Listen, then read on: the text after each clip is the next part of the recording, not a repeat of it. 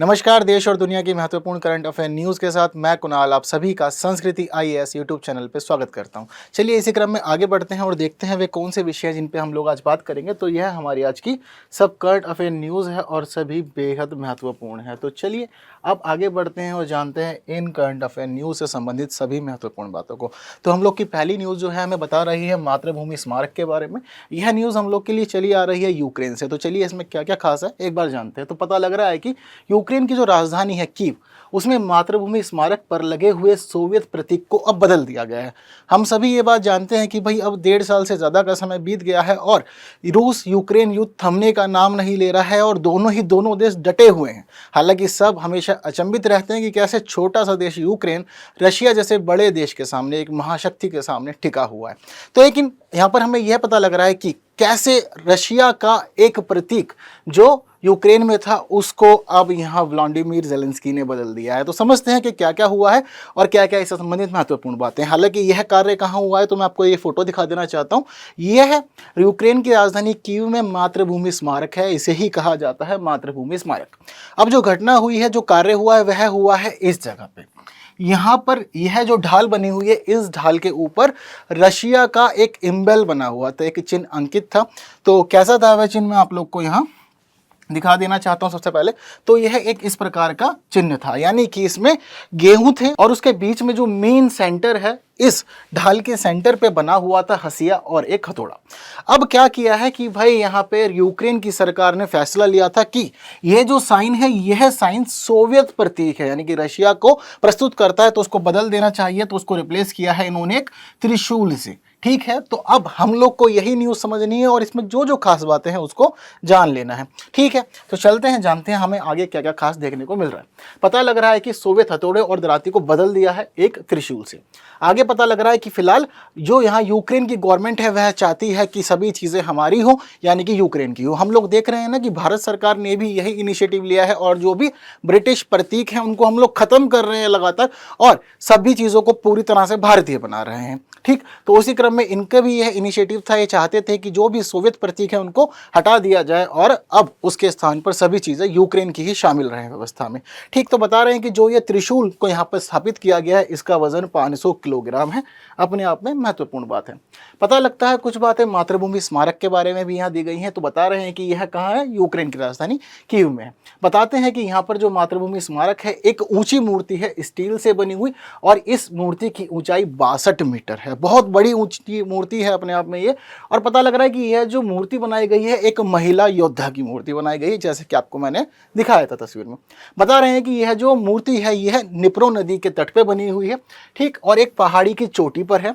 साथ साथ यहाँ बता रहे हैं कि इस मूर्ति को वर्ष 1981 में स्थापित यहाँ पर किया गया था। क्यों? क्योंकि बता रहे थे कि रशिया को उस समय यह दिखाना था कि वर्ल्ड वॉर 2 में हम किस प्रकार से जीते थे, तो उसी को उसने यहाँ पर मार्क किया था। बताते हैं कि इसका जो एक हाथ है, दाहिना हाथ, उसमें 16 मीटर ऊंची तलवार है, जबकि बाएं हाथ में इसके 8 मीटर ऊंची ढाल स्थापित की गई थी उस समय, जिसके ऊपर मुख्य रूप से रशिया का या सोवियत प्रतीक जिसे हम कह रहे हैं वो स्थापित किया गया था। ठीक है, हमें पता लग रहा है कि क्यों इसको बनवाया गया था। साथ साथ हमें बता रहे हैं कि इस मूर्ति को इस तरह से तैयार किया गया था कि यह मूर्ति थी तो यूक्रेन में, लेकिन इस मूर्ति का जो फेस है, यह फेस जा रहा था रशिया की तरफ। उसकी जो राजधानी है मॉस्को, यह मूर्ति उस तरफ देख रही थी। तो बता रहे हैं कि इसका मुंह जो है, इसका जो फेस है, इसको पूर्व की तरफ स्थापित किया गया था। बात क्लियर है सभी आप लोग को।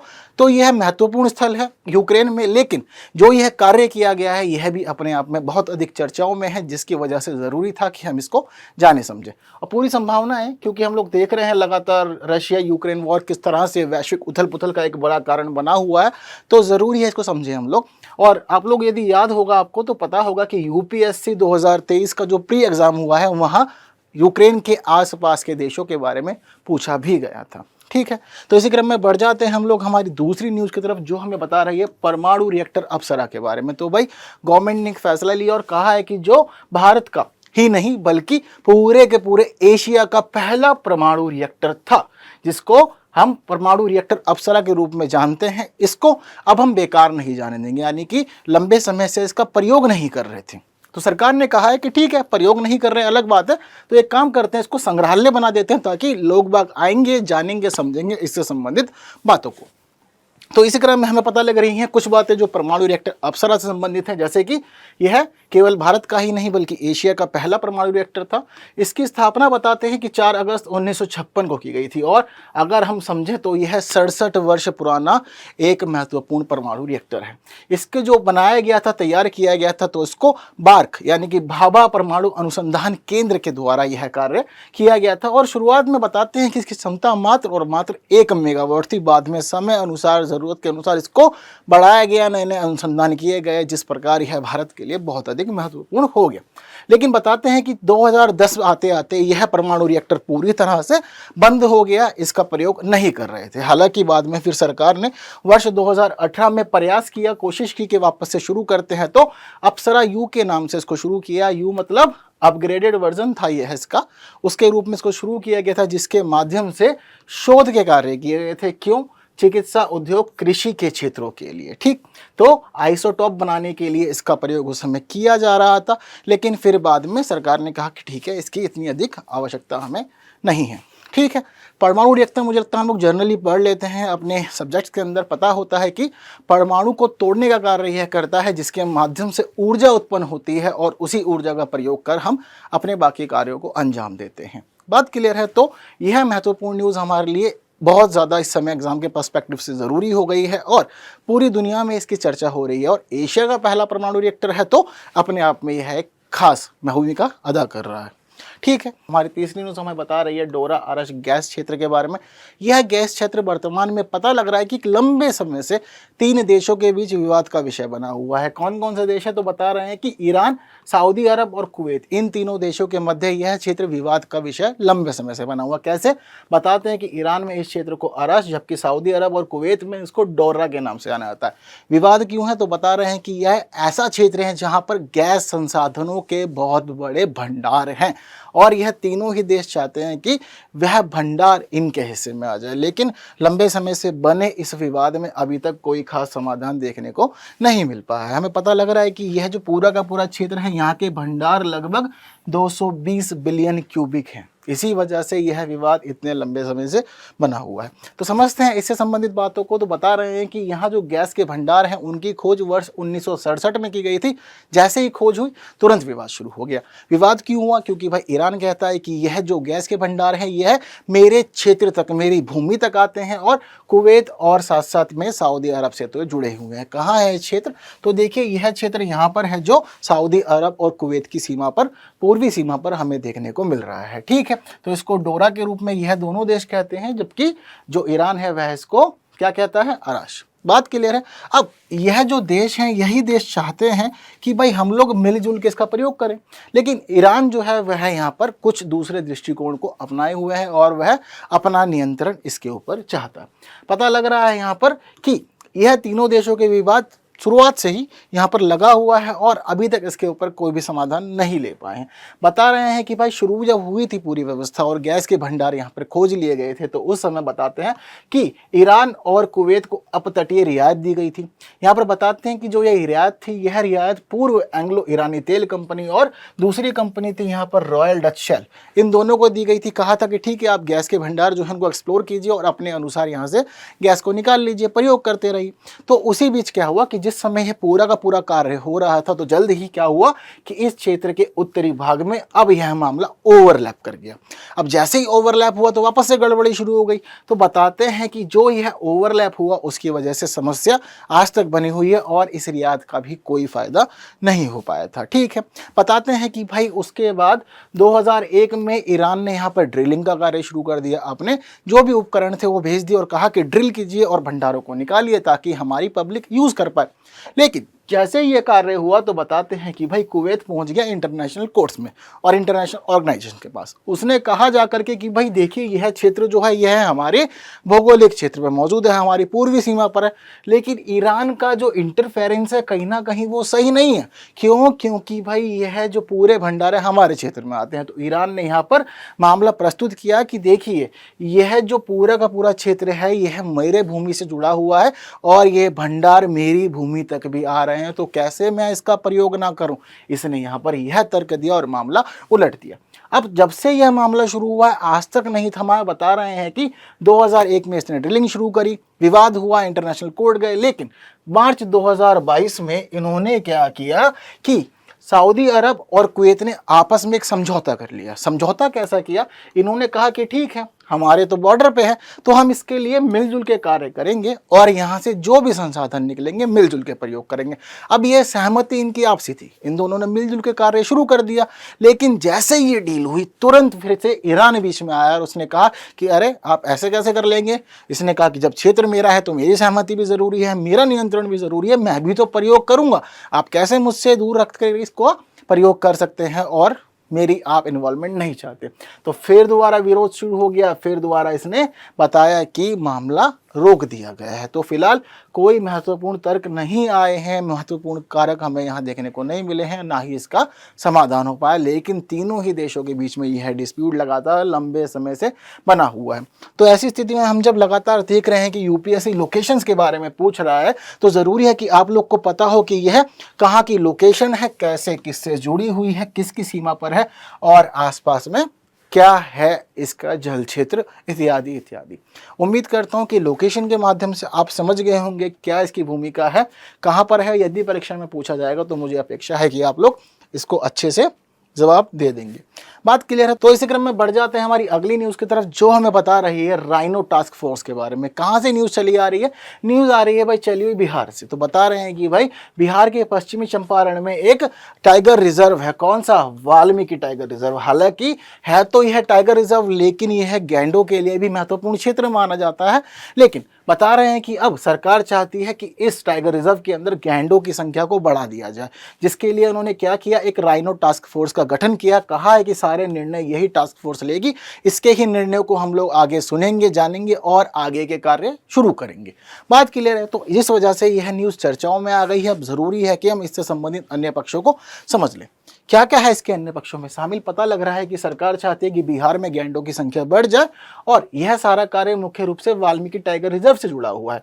बता रहे हैं कि अभी वर्तमान स्थिति को हम समझें तो ऐसा पता लगता है कि वाल्मीकि टाइगर रिजर्व में सिर्फ और सिर्फ एक ही गेंडा पाया जाता है, जो अपने आप में काफ़ी शर्मिंदगी का विषय है। ठीक है, इतना बड़ा राज्य और गेंडा सिर्फ एक। हालांकि ज़्यादा है, बताते हैं कि 14 गेंडे और हैं बिहार के पास में, लेकिन वह पटना चिड़ियाघर में है। तो 15 ही गेंडे हैं सिर्फ इस राज्य में, जबकि भारत में एक अच्छी खासी आबादी बसती है इन गेंडों की। कहाँ पर? मुख्य रूप से काजीरंगा में। ठीक है, तो वही बात यहाँ पे चली आ रही है और भारत सरकार भी इनिशिएटिव ले रही है और साथ साथ पता लग रहा है कि बिहार गवर्नमेंट भी इस तरफ आगे बढ़ गई है। यहाँ पे चाहते हैं ये लोग कि अगले 2 वर्षों में इनकी संख्या बढ़ाई जाए और मुख्य रूप से वाल्मीकि टाइगर रिजर्व में जो भी गेंडा बहुल्य क्षेत्र हैं वहाँ पर कोशिश करनी चाहिए कि अगले 2 वर्षों में लगभग इनकी संख्या 5% तक बढ़ जाए। आगे हमें यह भी पता लग रहा है कि वाल्मीकि टाइगर रिजर्व को राष्ट्रीय गैंडा संरक्षण रणनीति में भी शामिल किया गया है। ठीक है, तो भारत सरकार राष्ट्रीय गैंडा संरक्षण नीति को चला रही है, उसमें इन्होंने बोला है कि वाल्मीकि टाइगर रिजर्व भी रहेगा और इसके तहत क्या कार्य होंगे, तो कह रहे हैं कि राष्ट्रीय गैंडा संरक्षण रणनीति के तहत अगर हमें ज़रूरत महसूस होगी तो उसके लिए हम लोग क्या करेंगे, भारत के अलग अलग क्षेत्रों से यहाँ पर हम लोग गैंडों को लेकर आएंगे, उनको फिर बोलेंगे कि आप यहाँ पर सहवास कीजिए और संख्या को बढ़ाने का कार्य कीजिए। जिस तरह से हम लोग देख रहे हैं ना कि हम लोग चीते को लाए थे अफ्रीका से, नामीबिया से और दक्षिण अफ्रीका से। ठीक, तो वहां से लाके हमने पूरा प्रयास किया है कि इनकी संख्या को भारत में बढ़ाई जाए, क्योंकि भारत में चीतों की संख्या 0 थी। तो उसी क्रम में सरकार पूरा प्रयास कर रही है, तो चाहती है कि जिस प्रकार से उस प्रोजेक्ट को लॉन्च किया गया है तो गेंडों की संख्या भी भारत के अलग अलग राज्यों में बढ़ाई जाए, जिससे कि भारत एक जैव विविधता संपन्न राष्ट्र है वह इसी प्रकार आगे बना रहे। बात क्लियर है? तो आगे हमें पता लग रही हैं कुछ बातें वाल्मीकि टाइगर रिजर्व के बारे में। एक बड़ा टाइगर रिजर्व है जो 909.86 वर्ग किलोमीटर के क्षेत्र में फैला हुआ है। इसको वर्ष 1990 में टाइगर रिजर्व अनाउंस किया था और यह भारत का 18वां टाइगर रिजर्व बना था। अगर यहाँ से बहने वाली नदियों की हम लोग बात करें तो पता लग रहा है कि गंडक और मसान नदियाँ दोनों यहाँ से प्रवाहित होती हैं। बात क्लियर है? और कहाँ इसकी लोकेशन है ये आपको पहले ही बता चुका हूँ, शुरुआत में ही मैंने आपको यह क्लियर कर दिया था कि बिहार के पश्चिमी चंपारण जिले में यह है। ठीक है, तो इसी क्रम में अब ज़रूरी है कि हम लोग बढ़ जाएं हमारी अगली न्यूज़ की तरफ, जो हमें बता रही है लूनर कोडेक्स के बारे में। तो क्या है यह कार्यक्रम? तो बता रहे हैं कि हमारे यहाँ पर जो एक अच्छा खासा संग्रह है हमारे आर्टिस्टों का, चाहे वह तस्वीर हो, मूर्तियाँ हो, किताबें हो, साहित्य हो, इत्यादि इत्यादि, उन सभी को हम लोग चांद पे भेजेंगे। कैसे भेज रहे हैं? तो बता रहे हैं कि नासा का जो आर्टेमिस मिशन है उसके सहयोग से इसको हम लोग चांद पे भेजेंगे, और कह रहे हैं कि 157 देशों के लगभग 30,000 से ज़्यादा कलाकारों के द्वारा जो भी कलाएं तैयार की गई हैं उनका पूरा का पूरा एक कलेक्शन है, और उस कलेक्शन को भेजा जाएगा पूरी तरह से। तो कैसे कैसे भेज रहे हैं? पता लग रहा है कि इसको भेजने का कार्य मुख्य रूप से जो किया जाएगा, यह कार्य किया जाएगा कनाडा के एक भौतिक विज्ञानी, ठीक है, जिनका नाम क्या है, सैमुअल पेराल्ट, उनके द्वारा किया जाएगा। आगे हमें यहाँ पर यह भी पता लग रहा है कि उनके द्वारा जो है कार्य किया जाएगा तो उसमें मेमोरी कार्ड या नैनोफिच पर लेज़र नक्काशी की जाएगी, यानी कि जो भी यह हमारी आर्ट है उस आर्ट को लेज़र के माध्यम से, चाहे तो मेमोरी कार्ड पे या फिर नैनोफिच के ऊपर उसको तैयार किया जाएगा, जिसके बाद वो मेमोरी कार्ड या नैनोफिच उस रॉकेट में डाल करके उस मिशन के माध्यम से, जो भी मिशन रहेगा उसके साथ साथ यह भी चांद पर पहुंच जाएगा। बात क्लियर है? अब इसमें क्या क्या रहेगा? तो कह रहे हैं कि अलग अलग चित्र, पत्रिकाएं, किताबें, पॉडकास्ट, फिल्में और संगीत, इस सभी को शामिल किया गया है, और इनको 4 अलग अलग कैप्सूल में विभाजित किया गया है। हालांकि बता रहे हैं कि इसका पहला कैप्सूल ऑलरेडी ही जा चुका है, ठीक है। तो इस प्रकार कह रहे हैं कि अभी जो बचे हुए 3 कैप्सूल्स हैं, उन 3 कैप्सूल्स को भी जल्द ही भेज दिया जाएगा आने वाले महीनों। बता रहे हैं कि ओरियन कलेक्शन जो है वह कहलाता है इसका पहला कैप्सूल। तो पहले कैप्सूल का जो नाम है वो आप लोग को पता चल गया। तो बता रहे हैं कि वर्ष 2022 में ही आर्टेमिस 1 मिशन के साथ उसको चांद पर भेज दिया गया था। अब इसके जो 3 कैप्सूल है वो भी आने वाले महीनों में चले जाएंगे। बात क्लियर है? तो इसका जो मुख्य उद्देश्य है वह यह है कि हमारी जो भी महत्वपूर्ण चीज़ें हैं उनके संग्रह को चांद तक पहुंचा देना। कह रहे हैं कि यह सब काम कहाँ होगा, यानी कि चांद के किस हिस्से में होगा? तो कह रहे हैं कि लूनर कोडेक्स जो है यह क्या करेगा, कैप्सूल को चंद्रमा के दक्षिणी ध्रुव पर गड्ढों और साइनल विक्टोक्सेसिस नामक चंद्र मैदान पर ले जाएगा। चंद्रमा पर एक मैदान है जिसको हम लोग विस्कोसिटेटिस कहते हैं, तो उस जगह पर लेके जाएगा, वहाँ के जो गड्ढे हैं वहाँ पर। और यह पूरा स्थान कहाँ पर है? इसके साउदर्न एरिया में, दक्षिणी क्षेत्र पर है। बात क्लियर है? तो इस प्रकार यह मिशन अपने आप में महत्वपूर्ण है और हमारे लिए कई महत्वपूर्ण राज आने वाले समय में यह चांद पर ले जाने के कार्य कर रहा है। आगे हम लोग को यह भी पता लग रहा है कि ये पहला कार्य नहीं है जो हम लोग इस प्रकार से कर रहे हैं। बहुत लोग एक्साइटेड हो जाते हैं ना सुनकर कई बार कि वाह ये तो नया कार्य है। नया कार्य नहीं है, कह रहे हैं कि पहले भी ये सब चीज़ें होती रहती हैं। कब कब? कहें कि 1969 में अपोलो 12 मिशन के तहत ये काम किया गया था, और उस समय चित्रकार रॉबर्ट रोशनबर्ग और मूर्तिकार फॉरेस्ट मायर्स और जॉन चैम्बरलेन की रेखा चित्र वाली छोटी सिरेमिक टाइल को भेजा गया था चंद्रमा पर। इतना ही नहीं, कह रहे हैं कि 1971 में, यानी कि 1969 के 2 वर्ष बाद 1971 में क्या किया इन्होंने, अपोलो 15 मिशन लॉन्च किया। तो अपोलो 15 मिशन के साथ साथ इन्होंने क्या किया, जो चालक दल गया उसने बेल्जियम के कलाकार पॉल वैन हॉयडोक की 9 सेंटीमीटर लंबी एल्यूमिनियम की मूर्ति, जिसको फॉलन एस्ट्रोनॉट कहा जाता है, उसको ये लोग सतह पर लेके गए थे चंद्रमा की, और वहां छोड़ करके आए थे। तो 1969 में पहली बार यह कार्य हुआ था, फिर 1971 में दूसरी बार, ऐसे ही कई बार कार्य किए गए। और अब आर्टेमिस के सहयोग से हम लोग इस कार्यक्रम को आगे बढ़ा रहे हैं और कोशिश कर रहे हैं कि जो भी नई नई रचनाएं हुई हैं, नई नई चीज़ें तैयार की गई हैं, उनको हम लोग वहाँ पहुँचा दें। आप लोग का क्या ख्याल है, मुझे कॉमेंट बॉक्स में बताइए। इसी क्रम में बढ़ते हैं हम लोग हमारी अगली न्यूज़ की तरफ, जो हमें बता रही है देविका परियोजना के बारे में। चर्चाओं में क्यों आया है? तो हमें पता लग रहा है कि हमारे जो डीओपीटी मिनिस्टर हैं जितेंद्र सिंह, उन्होंने एक स्टेटमेंट दिया और स्टेटमेंट में बताया कि भारत सरकार की जो देविका परियोजना है वह अब कंप्लीट हो जाएगी। तो इसलिए अब ज़रूरी हो गया कि हम लोग इसको पढ़ लें। ज़रूरी क्यों हो गया? क्योंकि भाई यह उत्तर भारत की पहली नदी संरक्षण परियोजना है, ठीक है। तो उत्तर भारत की पहली नदी संरक्षण परियोजना होने के कारण इसका महत्व अधिक बढ़ जाता है। इसके माध्यम से बहुत सारे कायाकल्प के कार्य किए गए हैं देविका नदी के तट पर। तो बताते हैं इसमें क्या क्या शामिल है। तो पता चल रहा है कि इस परियोजना को प्रधानमंत्री नरेंद्र मोदी ने वर्ष 2019 में शुरू किया था। इसका आधार बनी थी नमामि गंगा परियोजना, जिसको आधार बनाते हुए इन्होंने 190 करोड़ रुपए इशू किए थे और कहा था कि भाई पूरी तरह से संरक्षण दिया जाना चाहिए देविका देविका नदी को, और इसके आसपास जो भी इंफ्रास्ट्रक्चर डेवलप करना है आप लोग वह कार्य कर लीजिए। तो हमें पता लग रहा है जो देविका परियोजना है उसका विकास जो है कहाँ हो रहा है, जम्मू कश्मीर के उधमपुर जिले में, ठीक है, क्योंकि यही मुख्य रूप से यह नदी प्रवाहित होती है। हमें यहाँ पर यह भी पता लग रहा है कि इसका उद्देश्य नदी को संरक्षण देना और इसके आसपास इंफ्रास्ट्रक्चर डेवलप करना है, साथ साथ पर्यावरण संरक्षण के कार्य भी करने हैं। तो कई महत्वपूर्ण कार्य शामिल थे इसके अंदर, जिसके बारे में हमें पता लग रहा है कि यह चाहते थे कि नदी के आसपास स्नान घाटों को विकसित किया जाए, क्योंकि अगर आप डायरेक्टली जाते हैं तो गंदगी बहुत फैलाते हैं। तो इसलिए कहा कि स्नान घाट होंगे तो मामला साफ सुथरा रहेगा, स्वच्छता बनी रहेगी और पर्यावरण भी सुरक्षित रहेगा। अतिक्रमण को हटाना, यानी कि जो अवैध प्रवासी यहाँ पर आके बस गए हैं और इलीगली रह रहे हैं लंबे समय से, तो उनको अब हटाने का कार्य किया जाएगा। यहाँ पर सरकार यह भी चाहती है कि प्राकृतिक जल निकायों को अब बहाल किया जाए, जहाँ पर भी जल सूख गया है, और इस नदी के माध्यम से वहाँ तक जल पहुँचाने का कार्य हो।